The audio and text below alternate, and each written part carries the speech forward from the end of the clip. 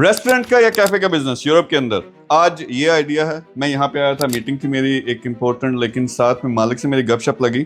तो ये cafe run कर रहे हैं, ये लिस्बन में, पोर्चुगल में, यूरोप में है, जो सेंट्रल सिटी के अंदर ये कैफे मौजूद है। अब इस किस्म की आपका इनिशियल जो इन्वेस्टमेंट होती है वो काफ़ी बड़ी होती है, डिपेंड करता है आप कहाँ खोल रहे हो। लेकिन इस किस्म का बिजनेस आप स्टार्ट करते हो तो मतलब इस रेस्टोरेंट की या इस कैफे की मैं बात करूँ तो 1-1.5 लाख आपका खर्चा है, और अगर आप अच्छे तरीके से चलाते हैं तो 15 से 20% उसमें से आप महीने का प्रॉफिट निकाल सकते हो, जो कि बहुत रीज़नेबल है।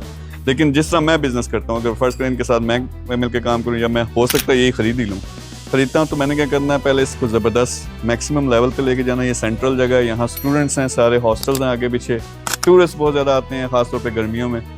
तो मैंने क्या करना है, इसको मैक्सिमम सेल पे लेके जाना है, लेकिन फिर इसको मैंने ब्रांड बनाना है, यानी फ्रेंचाइज बनानी है कि यही पेरिस में खुले, लंदन में खुले, दुबई में मैं खोलूँ और बाकी जगहों पे लेके जाऊँ।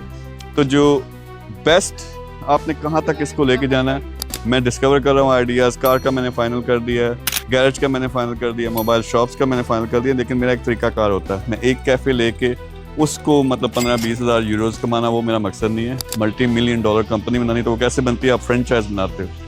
आपने ये वैसे बिक भी सकता है, अगर आपको चाहिए मैं आपको कनेक्ट करवा दूंगा, या मैं जो खुद करना चाह रहा हूँ पूरी एक फ्रेंचाइज बनाऊँ, उसमें आप शामिल होना चाहते हो या खुद ये बिज़नेस करना चाहते हो, नंबर होगा, उस पर रब्ता करें, मिलके बात करते हैं, हो सकता है मिलके काम भी कर सकें। Thank you very much.